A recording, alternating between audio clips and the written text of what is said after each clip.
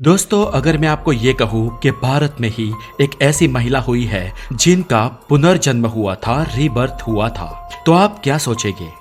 हालांकि पुनर्जन्म के किस्से तो मैंने कई सारे सुने हैं, लेकिन इनमें से ज्यादातर स्प्लिट पर्सनालिटी डिसऑर्डर या फिर डिसोसिएटिव आइडेंटिटी डिसऑर्डर के किस्से होते हैं। लेकिन ये किस्सा एक हद तक साइंटिफिक और सटीक है और महात्मा गांधी जी ने भी इसकी पुष्टि की है। इसलिए इसकी डिस्कशन आज आपके साथ मैं कर रहा हूँ। तो मैं हूँ हितेश गिरी गोसाई, आप है द नॉलेज के साथ। और अगर आप इस चैनल पर नए हैं तो हमारे चैनल को सब्सक्राइब जरूर करें और हमारे एक्सक्लूसिव पॉडकास्ट के लिए हमें स्पॉटिफाई पर भी जरूर फॉलो करें, जहां पर हम हर शुक्रवार लेकर आते हैं आपके लिए कुछ अलग एपिसोड्स। तो इस वीडियो के बाद तुरंत डिस्क्रिप्शन में दी गई लिंक पे जाकर स्पॉटिफाई पे हमें जरूर फॉलो करें। शांति देवी 11 दिसंबर 1926 में नई दिल्ली के माथुर परिवार में जन्मी इस महिला ने दुनिया भर के बुद्धिजीवी लोगों को सोचने पर मजबूर कर दिया। दुनिया भर के लोग और रिसर्चर ये सोचने पर मजबूर हो गए कि क्या ऐसा भी वाकया होता है। ये वाकया था पुनर्जन्म का। शांति देवी का जन्म होने के बाद करीब 2.5-3 साल तक वो कुछ बोल नहीं पाई, लेकिन जैसे ही वो और समझदार हुई, बोलने लगी, तो उन्होंने एक बात क्लेम करनी शुरू कर दी कि वो जिस घर में रह रही है वो उनका असली घर नहीं है। 3.5-4 साल की बच्ची शांति देवी का उस वक्त ये कहना था कि उनका असली घर, उनका खुद का घर दिल्ली से 160 किलोमीटर दूर मथुरा में है। इतना ही नहीं, शांति देवी ने अपने मौजूदा परिवार को यानी कि अपने पेरेंट्स को अपने पुनर्जन्म की बातें भी बताई और उनके पूर्व जन्म में उनके पति कौन थे, उनके बच्चे कौन थे, उनका घर कैसा था, ये सारी बातें एक एक करके डिटेल में बताई। ताज्जुब की बात यह थी कि शांति देवी ने जो जो बात बताई वो बहुत ही बारीकी से बताई थी और एक 4 साल की बच्ची इतनी बारीकी से कोई खुद के घर की बात भी नहीं बता सकती है। शांति देवी ने कहा था कि उनके हस्बैंड जो मथुरा में रहते हैं, उनका नाम केदारनाथ चौबे था।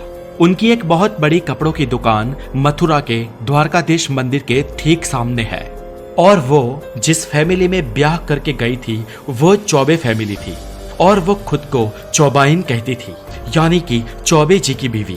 और इतना ही नहीं, शांति देवी ने ये भी ऐड किया कि उन्होंने उस परिवार में एक बच्चे को भी जन्म दिया था। उनका एक बेटा भी था और इस बेटे को जन्म देने के महज 10 दिन बाद ही उनकी मृत्यु हो गई थी। ये सब सुनकर उनके परिवार वाले हैरान रह गए, लेकिन 4 साल की वो लड़की लगातार अपने पुनर्जन्म की बातें बताती रही। उन्होंने इसके बाद जो बातें बताई वो बातें तो उनके दावे को और विश्वसनीय बना देती थी। शांति देवी ने बताया कि पिछले जन्म में उनका नाम लुगड़ी देवी था, जो 18 जनवरी साल 1902 में मथुरा में जन्मी थी और उनके पिता ने उनका ब्याह उनके शहर के एक जाने माने बिजनेसमैन केदारनाथ चौबे जी से करवाया था। उन्होंने ये भी बताया कि उनका कम उम्र में ब्याह कर दिया गया था और उन्होंने बताया कि जब वो 23 साल की हुई तब 25 सितंबर साल 1925 में उन्होंने एक बेटे को जन्म दिया और इसके ठीक 10 दिन बाद 4 अक्टूबर 1925 के दिन उनका निधन हो गया। दोस्तों, ये सारी बातें जब शांति देवी ने अपने परिवार को बताई तो सारे लोग अचंभित थे, खासकर उनके पेरेंट्स। कुछ दिनों तक तो शांति देवी की बातों को उनके परिवार ने बच्चों की बातें समझकर इग्नोर किया, लेकिन शांति देवी ये चीजें हर वक्त हर जगह बार बार दोहराती थी। जब कोई उनकी ये बातें नहीं मानता तब वो और डिटेल्स पेश कर देती। वो अपने पुराने जन्म की हर वो मेमोरीज उनके परिवार को कहती जो उन्हें याद थी। वो कहती कि हमारे मथुरा वाले घर में अलग अलग तरह के स्वीट्स बनते थे। कभी कभी वो अपने पास्ट लाइफ के पसंद और नापसंद की बातें करती। वो कहती कि मैं यहाँ क्या कर रही हूँ, मुझे तो मथुरा में अपने पति के साथ, अपने असली परिवार के साथ होना चाहिए। वो कहती आप लोग मेरे परिवार नहीं है, मेरे माँ बाप नहीं है। इतना ही नहीं दोस्तों, उन्होंने अपने पुनर्जन्म के पति के शारीरिक 3 फीचर्स भी बताए। उन्होंने बताया कि उनके पति के लेफ्ट गाल पे एक बड़ा सा स्पॉट था, वो चश्मा भी पहनते थे और वो कद में ऊंचे और थोड़े गोरे थे। हालांकि ये 3.5-4 साल की लड़की कभी मथुरा गई भी नहीं थी। ऐसे कई महीनों तक ये लड़की अपने पेरेंट्स को पास्ट लाइफ की ऐसी बातें बार बार कहती रही और उनकी इसी बातों ने उनके परिवार को चिंता में डाल दिया। लोग सोचने लगे कि इतनी छोटी बच्ची इतनी सारी बातें इतनी सारी डिटेल्स के साथ कैसे बता सकती है। अब ये सब बातें बार बार सुनकर उनकी मौजूदा फैमिली यानी कि शांति देवी जिस फैमिली में जन्मी थी वो माथुर फैमिली थी, उस फैमिली ने उनकी इन बातों को सीरियसली लेना शुरू कर दिया। शांति देवी के माता पिता ने सोचा कि अगर ये इतनी सारी बातें इतनी डिटेल में कह रही है तो कुछ तो गड़बड़ है। इसलिए उन्होंने शांति देवी जी से आराम से बैठाकर सारी बातें पूछी और शांति देवी ने बताया भी। उन्होंने कहा कि मथुरा में एक चौबे स्ट्रीट है यानी कि चौबे नाम का मोहल्ला है जो उनके पति के सरनेम के नाम पर ही है और उस गली में उनका 9वें नंबर का घर है। अब इतनी सटीक बातें सुनकर दिल्ली की उस माथुर फैमिली ने मथुरा वाली फैमिली को एक पत्र लिखा। पत्र केदारनाथ चौबे जी के नाम पे था। अब इंटरेस्टिंग बात यह है कि यह पत्र मथुरा की उस चौबे फैमिली में पहुंचा, बकायदा पहुंचा, क्योंकि शांति देवी की सारी बातें सच थी। और लेटर में उन्होंने पढ़ा कि हमारे यहाँ एक बच्ची का जन्म हुआ है जो ये क्लेम कर रही है कि वो आपकी बीवी है। और ये लेटर पढ़कर चौबे फैमिली के भी होश उड़ गए। और इसके बाद ये सब सोचकर समझकर चौबे फैमिली ने सोचा कि हमें दिल्ली जाकर इस बात की पड़ताल तो करनी ही चाहिए। और चौबे फैमिली में से केदारनाथ चौबे जी के एक कजिन ब्रदर जिनका नाम था कांजीमल चौबे, वो शांति देवी जी को मिलने दिल्ली पहुंचे। हालांकि यहाँ याद रहे कि चौबे फैमिली ने अभी केदारनाथ चौबे जी को यानी कि शांति देवी के पति को नहीं, लेकिन उनके कजिन ब्रदर और कुछ और 2 लोगों को उनके साथ भेजा था, ये जांच पड़ताल करने के लिए कि क्या इस लेटर में जो कुछ भी लिखा है वो सच है। अब उस समय जब कांजीमल चौबे शांति देवी जी के घर दिल्ली आए तब शांति देवी ने उनको देखते ही पहचान लिया। उन्होंने कहा कि मेरे पति कहाँ है? आप तो कांजीमल हो, उनके पितराई भाई, लेकिन आप लोग अपने साथ मेरे पति को क्यों नहीं लाए? और ये बात सुनकर ही कांजीमल चौबे चौंक उठे। इतना ही नहीं दोस्तों, कांजीमल के पैरों नीचे से जमीन तो तब खिसकी जब शांति देवी ने उन्हें बताया कि आप तो मेरे पति से अलग हो जाना चाहते थे ना, हमारी साथ में दुकान थी, आप बंटवारा चाहते थे, अलग होना चाहते थे, उसका क्या हुआ? और ये अंदरूनी घरेलू सच्ची बात जानकर कांजीमल चौबे के तो आश्चर्य का कोई ठिकाना नहीं था। कांजीमल यहाँ दिल्ली में आए तो इस लड़की को टेस्ट करने के लिए थे, लेकिन यहाँ पर खुद ही टेस्ट हो गए। इसके बाद कांजीमल घर गए और सबको बताया कि दिल्ली में जो वो लड़की है वो सब सच बोल रही है। उन्होंने केदारनाथ को बताया कि भाई तुम्हारी बीवी का पुनर्जन्म हो चुका है, जाओ उससे मिलकर आओ। अब फाइनली केदारनाथ चौबे और उनके पुत्र जिनका नाम था नौनीता लाल और केदारनाथ की मौजूदा पत्नी, ये तीनों शांति देवी को मिलने दिल्ली पहुंचे। अब जब फाइनली केदारनाथ शांति देवी को मिलने दिल्ली आए तब शांति देवी की उम्र 8 साल हो चुकी थी। यानी कि पिछले 4 सालों से शांति देवी जब 4 साल की थी तब से इस परिवार को और उनके पति को मिलने की लट लगा रही थी। जैसे ही केदारनाथ शांति देवी को मिलने उनके घर पहुंचे, शांति देवी ने उन्हें तुरंत ही पहचान लिया। शांति देवी ने उनके साथ एक करीब 9.5 साल के लड़के को भी देखा। उसने पूछा कि ये कौन है, तो केदारनाथ ने बताया कि ये मेरा बेटा है, नवनीता लाल। शांति देवी ने कहा तुम मेरे बेटे हो। सोचिए दोस्तों, शांति देवी की उम्र यहाँ पे करीब 8 साल और उनका बेटा था 9.5 साल का, और वो उसे पुकार रही थी कि तुम मेरे बेटे हो। ये देखकर केदारनाथ और उनकी पत्नी गंभीरतापूर्वक आश्चर्य में थे। वो ये समझ ही नहीं पा रहे थे कि ऐसा कैसे हो सकता है। जब केदारनाथ ने एक एक करके सारे सवाल पूछे तो शांति देवी ने सारे सवालों के जवाब दिए। इतना ही नहीं, केदारनाथ जो जानते थे और जो नहीं जानते थे, पिछले जन्म की वो सारी बातें शांति देवी ने बताई। शांति देवी यहाँ तक ही नहीं रुकी, आखिरकार तो उन्होंने वो बात बताई जो सुनकर सब सदमे में आ गए। उन्होंने बताया कि कैसे डिलीवरी के दरमियान उनकी सर्जरी हुई थी। उस सर्जरी की डिटेल से डिटेल बारीकी सबको बताई। उन्होंने ये भी बताया कि सर्जरी के वक्त क्या हुआ था और कैसे उनकी जान चली गई। सब लोग शॉक थे कि इतनी छोटी सी लड़की सर्जरी के बारे में इतनी डिटेल में कैसे बता सकती है। इसके बाद केदारनाथ जी ने शांति देवी से अकेले में बात करने का प्रस्ताव रखा और वो उन्हें अकेले में बात करने के लिए थोड़ी देर मिले। और केदारनाथ ने शांति देवी को अकेले में बताया कि उनकी पास्ट लाइफ में उनको एर्थराइटिस था, जिसके कारण उनके जॉइंट बहुत वीक हो चुके थे और इतने वीक हो चुके थे कि उन्हें बैठने उठने में भी तकलीफ हो रही थी। और इस बीमारी के होने के बावजूद भी वो आखिर प्रेग्नेंट कैसे हुई, और इस बात का जवाब देते हुए शांति देवी ने उनके और केदारनाथ के बीच हुए पूरे इंटरकोर्स को डिस्क्राइब किया।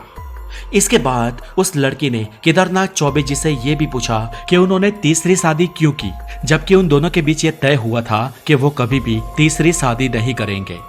दोस्तों यहाँ पे आपको बता दें कि शांति देवी अपनी पास्ट लाइफ में जो लुगड़ी देवी थी वो केदारनाथ चौबे जी की दूसरी पत्नी थी। उनसे पहले भी उनकी एक पत्नी हुआ करती थी और लुगड़ी देवी के गुजर जाने के बाद केदारनाथ चौबे जी ने तीसरी शादी की थी।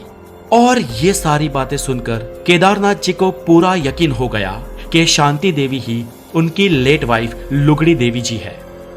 दोस्तों इसके बाद लोगों को यकीन हो गया और बात से बात निकलकर कई और लोगों के बीच पहुंची और ये स्टोरी बहुत ही पॉपुलर हो गई। ये साल था 1934 का और इस जमाने में ये बात हवा की तरह चारों ओर फैल गई। लगभग सारी न्यूज एजेंसीज ने इस बात को कवर किया और धीरे धीरे ये बात महात्मा गांधी के कानों तक भी पहुंची। और ये सब जानने के बाद गांधी जी शांति देवी को मिलने के लिए उत्सुक हुए। इसके बाद महात्मा गांधी शांति देवी से मिले भी और उन्हें भी ये यकीन हो गया कि लुगड़ी देवी का रीबर्थ ही शांति देवी के रूप में हुआ है। और शांति देवी को मिलने के बाद महात्मा गांधी ने एक 15 लोगों की कमेटी बनाई जिसे इस पुनर्जन्म की स्टोरी को प्रूव करने के लिए बनाया गया था। इस कमेटी के बनते ही ये एक नेशनल न्यूज बन गई और हर कोई इस बात में बहुत इंटरेस्ट लेने लगा। इसके बाद दोस्तों साल आता है 1935 और इस साल ये 15 लोगों की कमेटी ऑफिशियली शांति देवी को लेकर मथुरा पहुंची। यहाँ शांति देवी इस जन्म में पहली बार पहुंची थी। स्टेशन पर उतरते ही शांति देवी ने एक अनजान शख्स को जो उन्हें लेने आया था उन्हें तुरंत ही पहचान लिया और इस शख्स के पांव छुए। ये शख्स शांति देवी के पुनर्जन्म के जेठ जी थे। सब लोग चौंक गए क्योंकि शांति देवी सच बोल रही थी। ये आदमी केदारनाथ चौबे जी के बड़े भाई बाबू राम चौबे थे। और इसके बाद शांति देवी ने स्टेशन से घर जाने का पूरा रास्ता अपने आप बताया। इसके बाद शांति देवी ने वहां रह रहे आसपास पड़ोस के लोगों के बारे में भी जानकारी दी, जिनमें से कई लोग गुजर चुके थे तो कुछ लोग आज भी जिंदा थे। और गेस व्हाट, ये सारी बातें सच थी। घर पहुंचते ही शांति देवी ने एक बूढ़े आदमी के पांव छुए जो लुगड़ी देवी के ससुर थे। इसके बाद दोस्तों शांति देवी का इम्तिहान लेने के लिए उन्हें पूछा गया कि झाजरू कहाँ है और उन्होंने सटीकता से वॉशरूम को पॉइंट आउट किया। और फ्रेंड्स इतना ही नहीं, इसके साथ उन्हें यह भी पूछा गया कि कटोरा का क्या मतलब होता है और शांति देवी ने बताया कि कटोरा का मतलब पराठा होता है। फ्रेंड्स पराठे के लिए कटोरा ये शब्द मथुरा के आसपास बहुत ही कम फैमिली में यूज किया जाता है। दोस्तों ये सब देखकर सारे लोगों को यकीन हो गया कि शांति देवी का रीबर्थ हुआ है। इसके बाद एक एक करके शांति देवी ने अपने पिछले जीवन की बहुत सारी बातें बताई। इसके बाद उन्हें एक बात याद आई और वो उस कमेटी को अपने ऊपर वाले कमरे में ले गए और वहां जाकर उन्होंने एक भर दिए गए गड्ढे को दिखाया जहां पर एक स्पॉट जैसा बना हुआ था। शांति देवी ने कहा कि मैंने इसके अंदर कुछ पैसे रखे थे, वो पैसे कहाँ गए? और इस बात पर केदारनाथ चौबे जी ने ये कबूला कि उनकी डेथ के बाद उन्होंने वहां से सारे पैसे निकाल लिए थे। दोस्तों ये सब बातें जानकर पड़ताल कर रिसर्च कर उस कमेटी को शांति देवी की बातों पर पूरा यकीन हो गया। उसके बाद इस कमेटी ने एक रिपोर्ट भी बनाई और ये रिपोर्ट के पब्लिश होते ही शांति देवी की स्टोरी को इंटरनेशनली अटेंशन मिलने लगा। कई सारे क्लिनिकल साइकोलॉजिस्ट, पैरा साइकोलॉजिस्ट और कई सारे स्कॉलर लोग भी इस बात को कवर करने लगे, स्टडी करने लगे। यहाँ पर एक डिबेट भी छिड़ गया। बहुत सारे लोग ऐसे थे जो इस स्टोरी को, इस बात को सपोर्ट करते थे और बहुत सारे लोग इसके खिलाफ भी थे। दोस्तों ऐसे ही एक रिसर्चर की बात करूं तो इयान स्टीवनसन नाम के एक मशहूर रिसर्चर ने शांति देवी की बात को सच माना। दोस्तों इन बड़े शख्सों में एक शख्स था स्टूर लॉनेंस्टर। ये क्रिटिक्स थे और उन्होंने शांति देवी की इस पूरी स्टोरी को पहले झुठलाया था, लेकिन बाद में उन्होंने खुद ने इस पर जब गौर फरमाया और डिटेल में रिसर्च किया तब उन्हें भी लगा कि ये पूरी स्टोरी सच है और उसके बाद उन्होंने इस स्टोरी को ट्रू साबित किया और इस स्टोरी को सपोर्ट करने लगे।